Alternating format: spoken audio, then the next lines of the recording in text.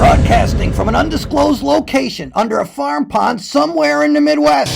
Your host is Jim Crowley. This is Slickfish Radio.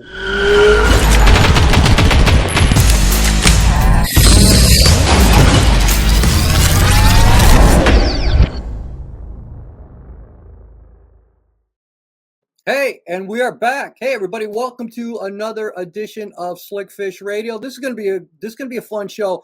We're going to be bringing on Jeff Gussy Gustafson and just a little bit 2023 Classic champ and just all around obviously great angler. I'm so excited to have him on the show. So we're looking forward to that.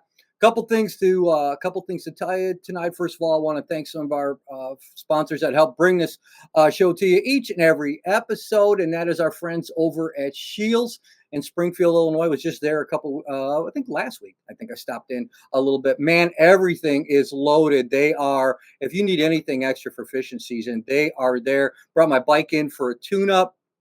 Been riding like crazy, and always good to be able to take it to a place that really knows what they're doing. So it was awesome for Shields to be able to do that. They have a great service department there, so great for them. Got some really cool stuff coming from Lure Parts Online. Just got a box of goodies. Can't quite show it to you yet, but we are going to be showing probably a little bit in the next week or two. I'm going to be showing you some things on the next podcast as well. You'll see some of my social media stuff out there. So you'll see that coming pretty soon from Lure Parts, and stay tuned to the end of the show because I will have a discount code for you for Lure Parts Online as well.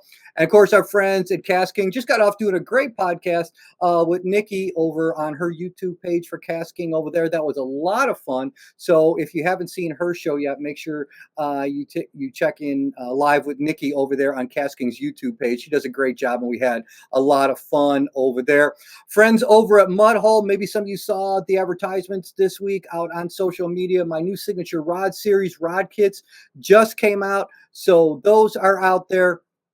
Got 3 of them to choose from. I'm going to show you a little video later on, but you're going to have 3 kits that have everything completely in them. So you're going to have kits for jerkbait, wacky worm, for a bladed jig, as well as a Ned rig. All the kits come complete. So all you're going to have to be able to do is get them, build them together. And we do have videos out there online and on my YouTube page as well. And if you got any questions, we worked hard on these kits. They are awesome actions, and you can use them for more things than just what they're for. We explain that a little bit in the video, but so excited to be working with our friends from Mudhole on that. And also our friends over at Dakota Lithium. I'm going to be coming out with a new walkthrough video of my Miracraft, show you how we rigged everything up from precision sonar with the new graph mounts, also all the new batteries from Dakota Lithium, and show you how the boat is set up completely. And we're going to be heading up to Minnesota next week. We're going to be doing some filming up there on Mille Lacs. So I'm looking really forward to doing that. Got some people coming on already. So make sure if you have anything that you have, any questions or anything like that, please feel free to come on and say whatever you want. Have some questions for Gussy. He'll be joining us here in a minute. So also just finished, I think the newest episode of Jim Crowley Outdoors on Wired to Fish TV will be airing next week. It's a cold front bass episode, and actually I catch one of the biggest bass that I have in quite a while. Pretty exciting. We've got the entire thing on camera. It's going to be it's going to be really cool about how to catch fish after a cold front, because we had a severe one. So it's going to be a pretty cool episode. We got that. We got a crappie episode coming up after that, then some smallmouth episodes. I think we're doing everything this year, from catfish, smallmouth, walleyes, largemouth bass, crappies, some more panfish, all kinds of crazy stuff. And we may even add in some saltwater yet. I'm not really sure, but we're going to see what's going on. So excited about the season. Finally, we got some good weather and fishing. I'm going to look over here and see if Gussy is available yet. I think he's getting some of his rods back there. There he is. He's coming in now. We got him. Jeff Gustafson, how you doing, man? Pretty good. Pretty good. I just got back from a long drive back from South Carolina, but I'm back in my shop, just getting unloaded the boat and just kind of getting reloaded after, the first sort of swing of the season. I've been down south sort of since the season started back in February. So it's nice to get home for a little check-in and obviously the fishing's really good up here right now. So I'm going to partake in that a little bit the next couple of weeks. Heck yeah! On Lake of the Woods, I'm like, you went from palm trees back to pine trees, man. That's like your comfort zone, right? Yeah, big time. And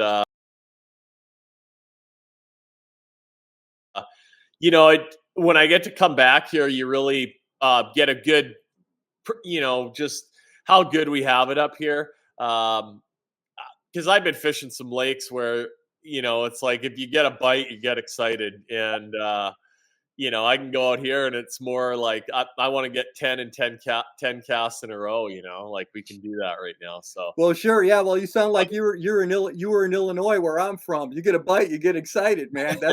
That's why I look forward to going anything from northern Wisconsin up to Minnesota into on Lake of the Woods, where you're at over there, and then even I think we're going to southeastern Manitoba later this year. Which you can probably tell me this. I think we're going to a place called Q Lake later in the year, and I think that's almost as far north as smallmouth go. It may be a little farther, but I'm really looking forward to those really, really that far north. yeah, no, it'll be beautiful, clear water, and smallmouths really in their natural environment. It's fun because they can see so good, and it's fun when you get to fish those clear waters and just how far you can get them to come for your baits. And yeah, that'll be good. That'll be a blast.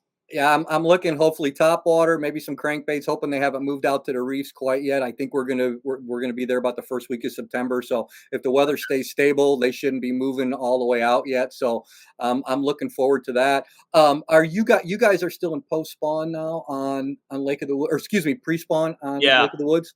yeah. I'm sure the water's probably in the mid high 40s maybe right now. It's still pretty cold, but another week and I'm for sure you'll start seeing some spawning bass start popping up. But yeah, I haven't gotten out yet, but it's coming here in the next couple days. I'm actually going tomorrow, so I'll have a little better feel for things, but it'll be good. The jerk bait, the Ned rig, and the minnow, and you can go have a bunch of fun.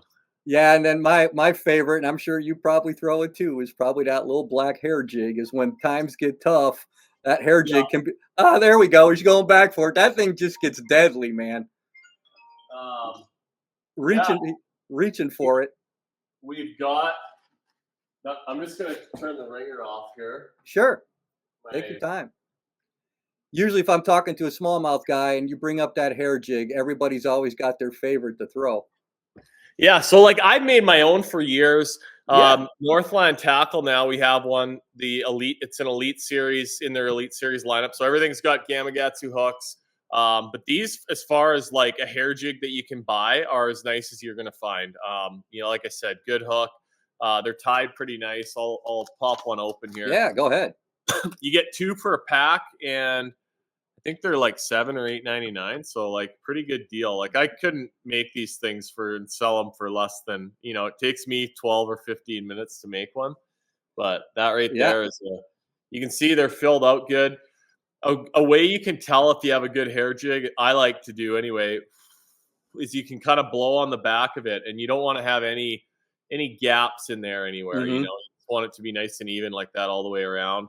Uh, the cool thing about these Northland heads as well is you can see we've got a little keeper. It's sort of hidden down there, but we've Yep. got a little wire keeper on there, and that allows you to put a body, piece of plastic on the Yep. shank. And I like to do that just to kind of bulk it up a little bit more, and you can cast it a little bit farther. But yeah, That's what I was gonna ask you. Is I set up mine the same way. So I take just a little piece of plastic, push it up on that shank, just to puff that out. Plus, it gives it a little added casting weight. Is like 1/16 where you stay with that as well? That's what I like, or does it vary on? uh, I probably at home on a sunny, calm day, I use a 16th fully, but I probably use a 3/32 the most, especially on the Great Lakes where you want to get it a Sure. little bit farther out there. Maybe you can fish it a little bit faster in that really clear water, but I probably use a 3/32 the most, and then I carry some eights. They feel like a rock to me. Like I never want that jig to touch the bottom, so Yeah. uh, but if it's windy or you're in some current, the eights can be nice as well. But yeah, 3/32 and 16th definitely get the most action from me. Now, do you find throwing that on a longer rod? Like I usually throw it on like between a 7.3 and 7.6. Is that usually your setup for throwing that hair jig too? Yeah, absolutely. Uh, well, I got one right here, but yeah, a 7.6 for sure because Yep. they're light, small little jigs, and then the long rod gives you a lot of absorption just to not Sure. tear those small hooks out. Same principle with like a spy bait or um, you know any little small hooked bait. You want those long, softer rods. But yeah, G Loomis, I've been using the 902s, 901s, 7.6, light Yep. action, and you can really whip them out there, and it's definitely going to make it a little easier to fish with them. And it's going to make that rod right there, that blank, if I'm not mistaken, that's just like one big parabolic shock absorber Yeah. rod, which not only allows you to throw that jig very far, but you get a big fish on, like you said, with that little hook. It literally keeps that hook in place because Yeah. I've said that when I think I learned to throw that hair jig probably 10, 15 years ago. And I've always said, for lack of a better way, when smallmouth get on that, it's like crack to them. There are times when you throw that thing, they don't want anything else. And have you experienced that as well? Oh yeah, I mean, we've been using them since Yep. I'm 41 now, but like literally since I was 15 or 16 years old, we've been making them, and yeah, I don't know how many bass I've caught on the black hair jig over the years, like literally thousands. When we started going to that Sturgeon Bay Open, Yeah. it's going to take place this weekend. I've been on the road for so long, so I just couldn't swing making it this year, but uh, I know the Johnsons went over; they're fishing it. But man, when we first started using it there, it was unbelievable. Like I swear, almost every adult bass at that place probably got caught on it, and it was pretty impressive for a number of years there how good it worked. And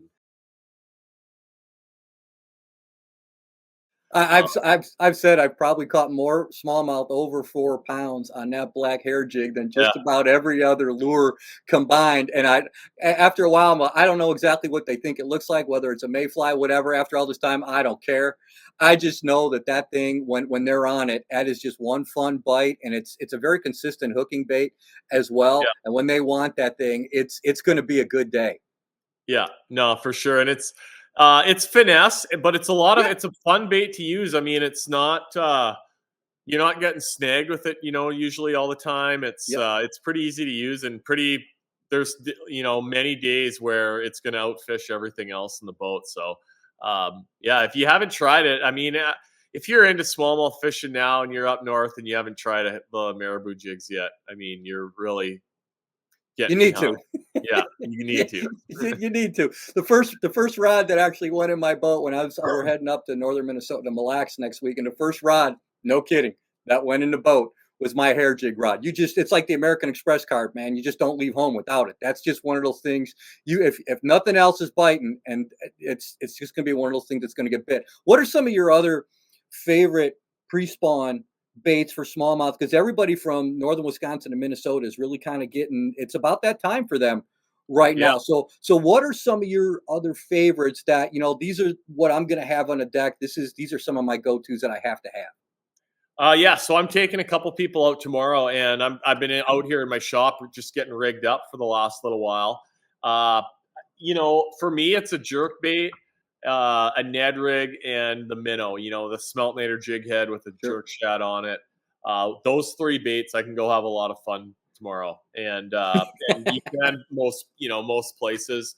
Obviously, if you're in sort of a little bit more largemouth water, I'd probably put a swim jig on, like just a Sure. really good way to cover water, and I think a little bit still of an underutilized bait by northern anglers. Swim jigs are really good for both smallmouths and largemouths, and you know pre-spawn a lot of bass they'll just get cruising around in the reeds. I know I've seen that a lot, and that's where that swim jig shines. Anytime you're around a little bit of cover, uh, just a great way to pick apart shallow water and use a bait that's not really going to get snagged up too much. But especially early in the season because a lot of the grass is still pretty sparse and not necessarily matted up. So yeah, swim jigs are overlooked. But for tomorrow, I'm going to be fishing a little bit deeper. 6 to 12 feet Hmm. probably. But yeah, I mean, jerk bait's really really good, and then obviously the minnow. You're going to have fish that are feeding on bait, and also fish that are probably starting to feed on crayfish a little bit. Sure. Um, So, but yeah, the Ned rig. Once you find them, you can kind of pluck a few more off of Yep. a little spot, dragging the old net around. Let me ask you something about the swim jig. Now, usually on largemouth, I'm gonna throw a twin tail, but on Yeah. smallmouth, I'll usually go to a smaller swim bait. Do you do the same thing for when you're throwing a swim bait for smallies, or does it just depend? You know what? I used to. I pretty much just do the twin tail thing all the time now, and I find that that's the best way to like just be consistent with a good trailer that my jig's gonna run straight all the time. Hmm. I really want it to kind Makes of sense. float along, and I hate when you reel them in fast if that weed guard starts falling. If they And start tilting over and that, you yeah, always want them to, that weed guard's got to be straight, really perfect. And your trailer has to be on nice and straight, and then you're going to get a jig that swims straight, and you can drop it, reel it into holes, let it fall. Just a really good way to cover water. now, when you're talking about, the jig minnow, to me, I think although we were talking about this for the show started, was that actually came into be a long time ago. But I think when people really started seeing it is when you were fishing it the year before last, and when you won the classic on it, and especially then when Northland came out with the Smeltinator jig and all that. But you were fishing that bait a long time ago before any of that forward facing sonar, any of that stuff, and catching fish on it. Can you go? Because I fished it a little bit last year without, just trying some different things without forward facing sonar. And it was really good for me on weed lines catching fish and just casting out and kind of shaking it back. But how did you kind of get to that technique, and when did you start developing this into your own? Because I think you took it farther, at least in a public eye, than anybody in recent history that I know before all the new electronics. Can you just talk a little bit about that?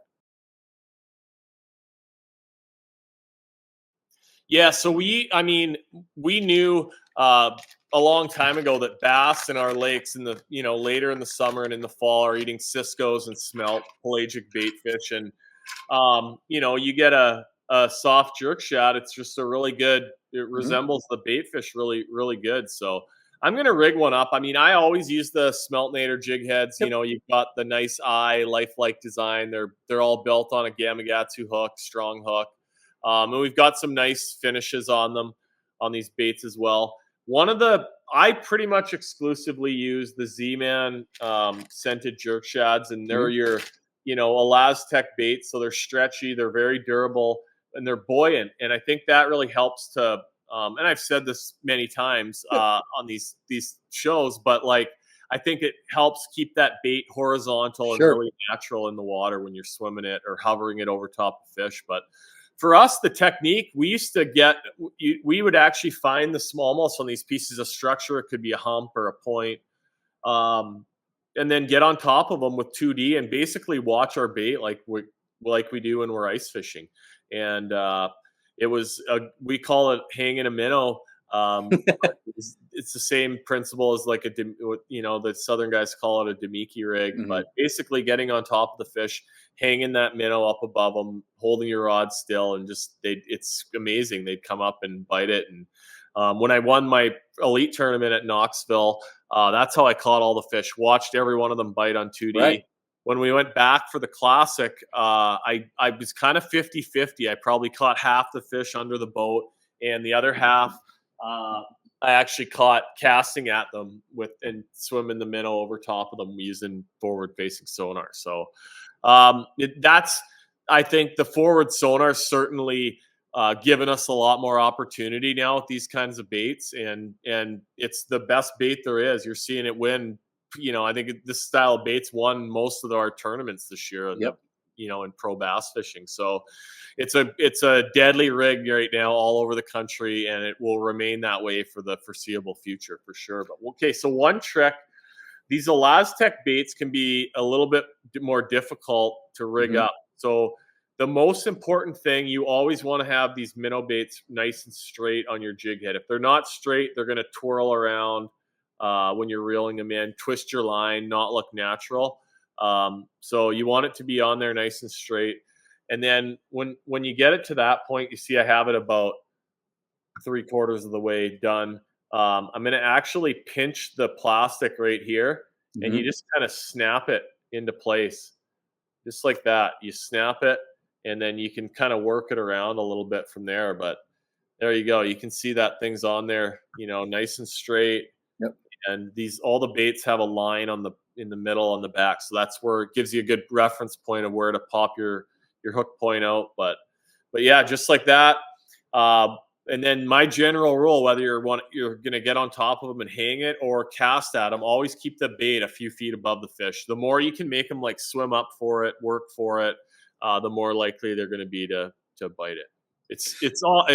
It's tempting to want to just like drop the bait right in their face or hit them with it almost, But if you can keep it above them, make them swim up, that seems to be a good triggering device. I was thinking about that when watching you at the Classic, and there was especially that last day when you didn't have a whole lot of bites, and so but one of those fish, if I remember right, was pretty aggressive and came up to that bait. What I want to ask is, as I'm watching that, as I was watching you do that, how did you? How did you have the confidence to stay in a spot like that? Where did you know the bites were diminishing? Because to me, that felt like a gamble, and it was because those fish had to be 18 inches, if I'm not mistaken, and the fishing was really, really tough. So did you just have so much confidence in that area, like I'm going to wait it out because if I just get 4 or 5 bites, this thing's mine? Or what was going through your head?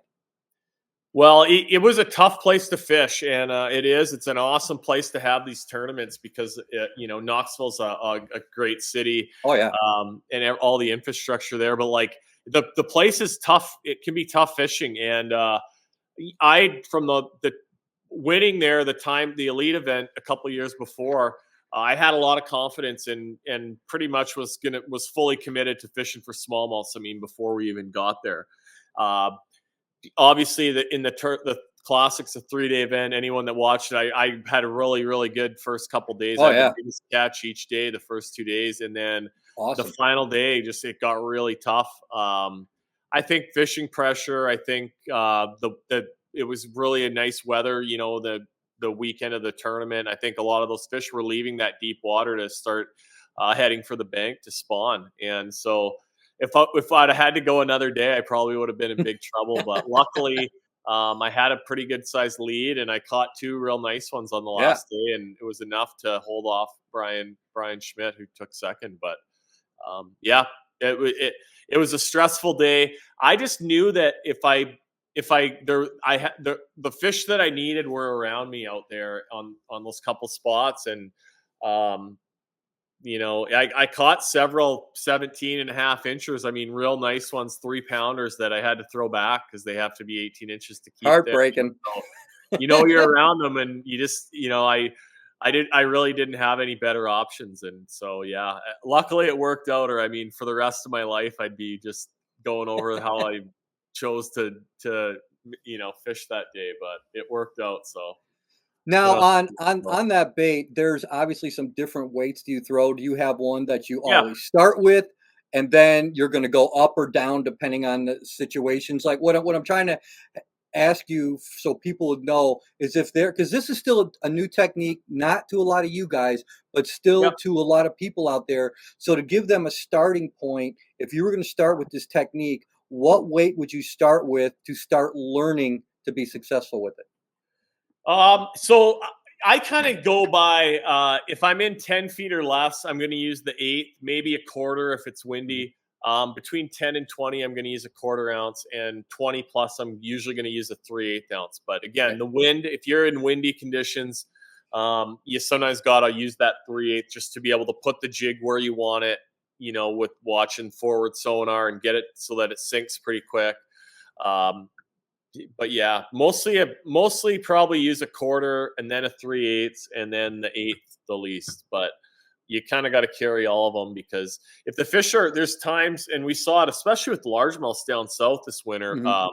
when those big fish are way up high in the water column, 4 or 5 feet down only. So if you use too heavy of a jig, it's just going to kerplunk kind of right past them. So that 1/8 ounce kind of floats a lot better, and when they're up high, that's the one you want. But if they're in 20 feet of water, the time you have to wait for that 1/8 ounce to get down to them, the fish is gone. You missed it Sure. probably, right?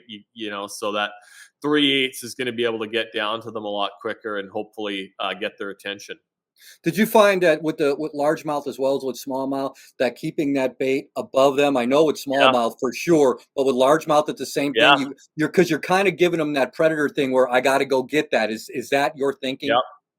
Yeah, absolutely, and it was actually, this past winter really opened the door on all these largemouths in these southern lakes, Sure. from Florida to Texas to Alabama. I mean, it's all over the place. A lot of those big fish are suspended in open water for a lot of the winter and probably a lot of the year. So now we're able to see them, and guys are catching them, and mostly using these minnow style baits, but they do act very similar to our northern smallmouths. It's Wow. been pretty funny. Did when all this forward facing sonar stuff came about, and the jig head and minnow was obviously starting to take over and do well, did it even surprise you how much more pelagic the largemouth were than, because at first I thought smallmouth were a lot more pelagic than largemouth, and what we've come to see too is that largemouth are pretty, a lot of things that we thought we knew, well, we weren't really right, we were wrong. Yeah. And so did you see them being, you're like, did that even catch you a little off guard going, these things are roaming around a little bit more than I thought they were? Well, and especially like up north, I think we feel like the largemouths just don't leave their little home range. They live in the Yeah. same place all year. They go 100 yards this way, 100 yards that way. They have everything they need. But no, they go where the food is. And Sure. much like a smallmouth, they'll are not afraid to get in open water and eat bait. And that's that. And it seems like more big ones too are doing that. Um, Whereas you beat the bank, you might catch a number of fish, but the size is not quite the same in a lot of places. We really saw that in Texas this year. Or those first couple events we had down there. I mean, it was just both tournaments were just dominated with, a minnow, a jig head, and a minnow, and forward sonar. And how uncharacteristic that is for Texas, watching the events over the years.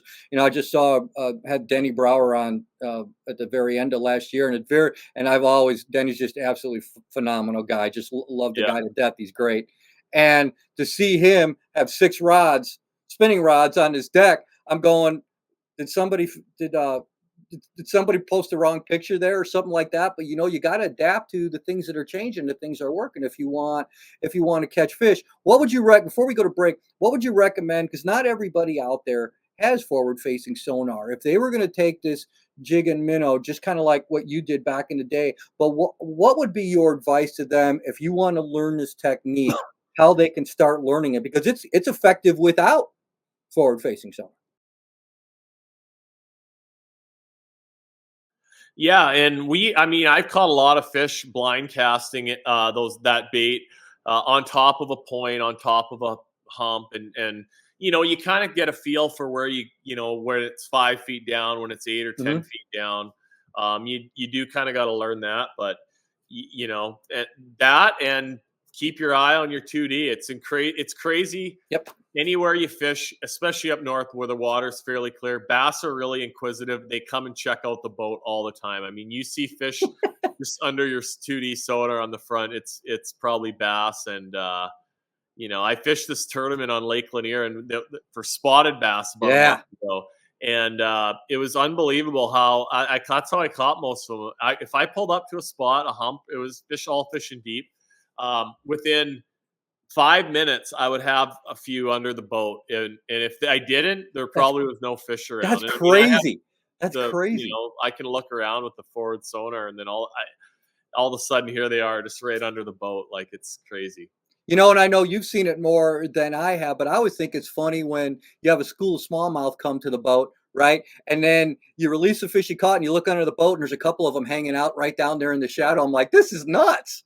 Yeah, But no, they but do it all the time, yeah, and if it's you're out with someone, this is a good thing to try this summer.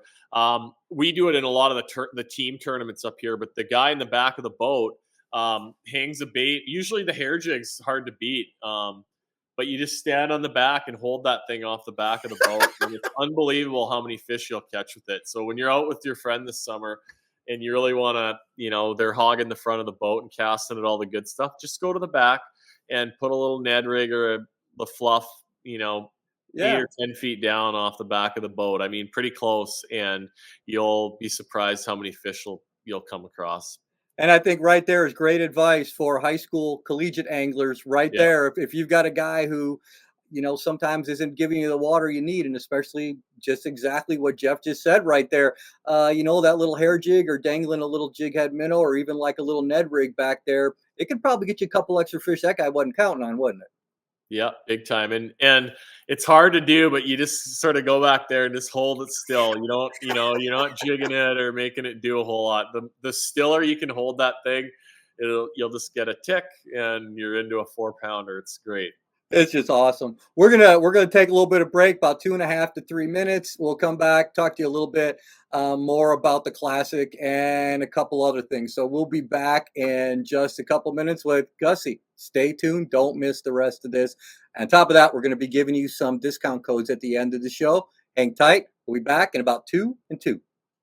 Located in Springfield, Illinois' largest selection of sports and sportswear, hunting, fishing, specialty shops and services, a 65-foot Ferris wheel, 16,000-gallon saltwater aquarium, and industry-leading knowledgeable employees. You don't take chances at Shields, ever. At Lure Parts Online, we have everything you need to make your own lures, tie your own flies, pour soft plastics, and more. Easy ordering ensures you get your products quickly. You can build all you need to create your own angling success at Lure Parts Online. Cast King, fueled by innovation through novel concepts and ingenious designs, markets directly to consumers with unprecedented cost-effective e-commerce practices, cutting costs by 30% more on average. Cast King empowers anglers of all skill levels to achieve things never thought possible. Find out more at castking.com. Mudhole is your #1 source for custom fishing rods. Mudhole is the world's largest supplier of rod building supplies, information, education, and instruction. The best components and brands you trust, including MHX, CRB, American Tackle, Pro Products, Fuji, AFCO, and more. It's easy to build your own fishing rods at mudhole.com. Believing quality is measured by lifespan, harnessing their unique chemistry, engineering, and know-how. Dakota Lithium lasts 4 times longer, powering your passions and backing it up with an 11-year warranty. Find out more at dakotalithium.com. There we go. Come here. Get in here. Yeah, nice fish right there. Hi, I'm Jim Crowley. Make sure you catch my show, Jim Crowley Outdoors, Monday to Friday, 2 p.m. Pacific Standard Time and 4 p.m. Central Standard Time, exclusively on Wired to Fish TV. Look for Jim Crowley Outdoors on Wired to Fish TV on free ad-supported streaming TV, including Plex, that can be downloaded in the App Store at Apple TV, Roku, Samsung, and others.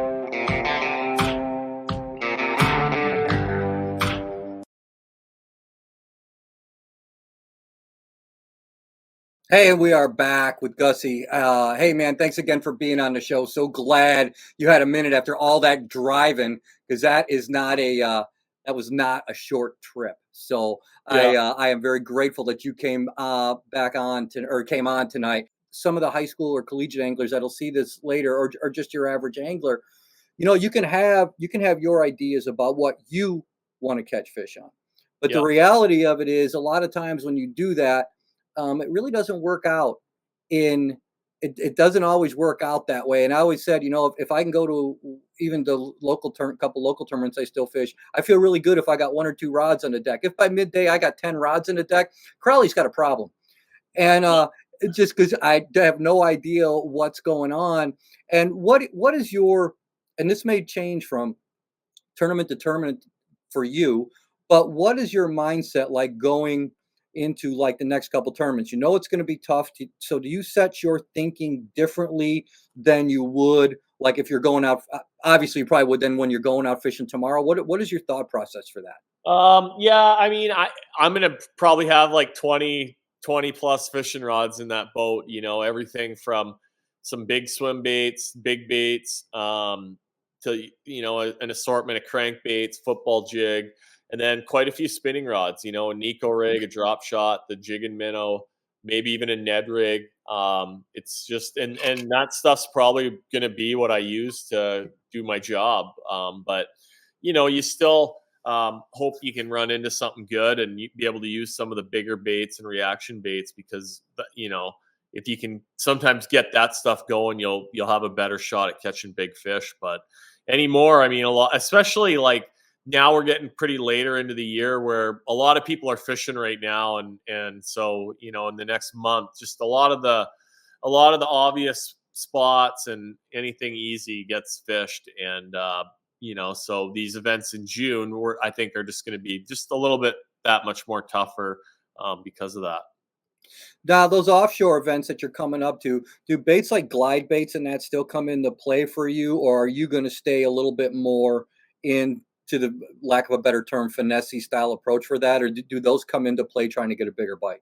Yeah, no, I mean that's the kind of stuff you got to try to keep honest, and that's where if you get a day with some wind, then you have a better shot at catching fish on those bigger baits. If it's flat, calm, and just quiet, you probably want to stick to the spinning rods. But that's where every day you kind of got to make good decisions based on what the weather's sort of telling you to do. But that's how I kind of try to do it. But yeah, anymore, like I say, I certainly catch a lot more fish on the spinning rods than I do on the hardware. Uh, but you kind of got to keep it all honest. Sure. And well, one thing I wanted to ask you about is since you've been fishing smallmouth for so many years and you're so good at it, I want to bring this up to people too because sometimes they think that catching a big smallmouth, we kind of talked about it a little bit on hair jigs too, that you need a small bait for a smallmouth, but big top waters in post spawn can be really really good. And I want to know your experience on that, and like what would be one of your favorite top waters that you would throw like post spawn because those things can get obviously really really aggressive and they will take a big bait. What's one of those baits that you would throw that you would feel comfortable throwing with for those post spawn fish? Yeah, so if it's open water, I'm gonna go with the big walking baits, spook style walkers. They're just natural and yet big enough that they cause a lot of commotion, and you got the ability, to hopefully draw those bigger fish to come and eat. If I'm in shallower water, that boulder weed, grass clumps, sand patches, top waters are really good in that stuff too, but I'm gonna probably go more with like a popper style or a little prop bait, like the Sunny Bee twin spin. Oh, It's great bait.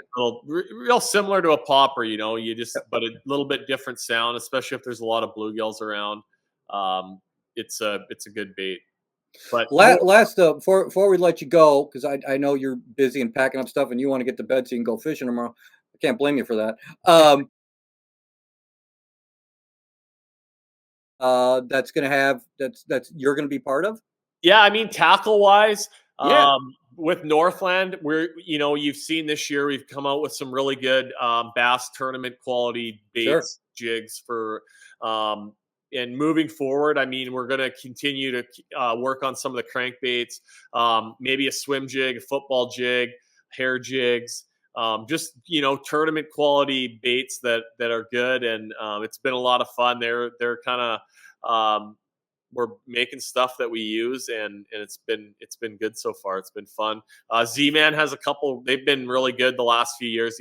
Coming out with new innovative baits at ICAST, and they've got a couple more. I got a couple sample packs last week Oh, that's with fun. some cool new baits. So yeah, they've got some good stuff coming. But yeah, it's there's always new, better tackle coming down the pipe. So you gotta keep up with shows like these and some of the magazines to Sure. stay on top of that all that new stuff. That's awesome. Hey, give everybody your social media stuff where they can find out so they can make sure they can keep following you and Yep. keep watching your success. Where can they find you? Yeah, I'm pretty easy to find. Jeff Gustafson on Facebook, Gussy Outdoors on Instagram, and I have a website, gussyoutdoors.com. You can, I don't do a ton of guiding anymore, but I used to do a lot of it. And if you're in the Lake of the Woods neighborhood, you can send me a message for sure. Yeah, and that's a great body of water. I'll be back up there in late part of September. I can't. Ababacan Bay for smallmouth, and just go on and on and on. Just all kinds of crazy fun Yeah. stuff up there. Man, thanks so much for doing this. Thanks so much for coming on. It was great to contact you and keep up. And I appreciate your time, especially after a long drive and everything, man. Continued success. Maybe I'll run into you at ICAST. But man, just keep doing it, man. Love watching you. Was thrilled for you when you won. Honest to God, man. God bless you, and I wish you continued success. I think you're one of the really good ones. Okay. Thanks so much for having me, Jim. Yeah. Take care, guys. What a great guy. I've been wanting to talk to him for a long time. Fellow smallmouth. If I could pick his brain for hours on just smallmouth, as much as I love that fish, so cool to be able to have him on and talk to him. And what a nice guy. And I honestly do wish him continued success. He's just a fantastic guy. A couple more comments here. Yeah, Dave Shore, Flutter in Alabama. Thanks, Jim and Gussy. You're welcome. Robin Holder, good luck to both of you guys. Well, Robin, thank you very much. I sure appreciate that. And I appreciate all of you coming on here tonight. Thank our friends over at Shields. Of course, they're absolutely awesome. I'm going to give you guys some discount codes here because I also want to thank Lure Parts Online, Cast King, and of course, Dakota Lithium. And I do want to give you a new code from Cast King, or a code from Cast King. This is for 20% off anything and everything at Cast King. So you can use this code as much as you want. Basically, what I tell you every time I give you this code is you'll never pay retail from Cast King again. So this code right here, JC52AFF, just so you know, at ICAST, we're going to be launching about 30 new products from Cast King. Some of you might have saw the new scale that I did a little video on a couple weeks ago, or last week. Their new scale, it's awesome. $15. And you don't ever have to change batteries on it again. It's rechargeable. Very small, compact, fit it in your pocket. You can weigh your personal best. It holds up to 8 weights of fish. Go to castking.com and put in the code JC52AFF. The tackle boxes, the new tools, some of the new reels that we have, the best in spinning and bait casting finesse systems is Cast King. So use that code. Take advantage of it. Use it for anything you want. Our friends over at Dakota Lithium Batteries, if you're interested in lithium batteries, if you have any questions on it, this is my 3rd year. I think I said 3rd or 4th, but I think it's 3rd year. I've been running these batteries. No issues, no problems. If you ever want to know more about Dakota Lithium Batteries, please feel free to, it's very easy to find me, folks. You can contact me on Facebook or email me at Jim Crowley Outdoors. I love them. I'm going to be doing a little video walkthrough of my boat here coming up lately. Power, power, power. I am just thrilled to death and great customer service. Hey, you want 10% off from Dakota Lithium? Use this code SlickFish10. Anything on their website, you get 10% off. Our friends at Lure Parts Online, which do so much with us, and I've been working on designing some new baits for them. You're going to see some new jig heads coming out. You're going to see some new plastics from our Bass Academy line coming out. So anything, if you love making your own stuff like I do, put in that code JC Outdoors 10 and you will get 10% off your first order there. If you haven't subscribed to my YouTube channel, please do so now. It's just Jim Crowley Outdoors on YouTube. So we got more DIY stuff, including lure building, rod building, and some short videos of just where we're going to be or where we're at on the road this year, showing you different techniques and hopefully helping you to be able to catch a couple more fish and have more fun doing it. So as I always tell you, wouldn't have a show if it wasn't for all of you. I am so thankful for all of you. I'm thankful for Jeff Gustafson for joining us tonight. And I wouldn't have a show if it wasn't for all of you. And I'm totally grateful for all of you that always tune in and watch us on all of our different channels. And if you want to see some more Slickfish radio episodes, you can go to our channels on Wired to Fish TV. You can also go on Roku, Fire TV, Amazon Music, iTunes, and Spotify. You can find any and everything there, Slickfish, on all those channels. Thanks so much for joining us. I hope you all have a great rest of the week. God bless you. See you soon.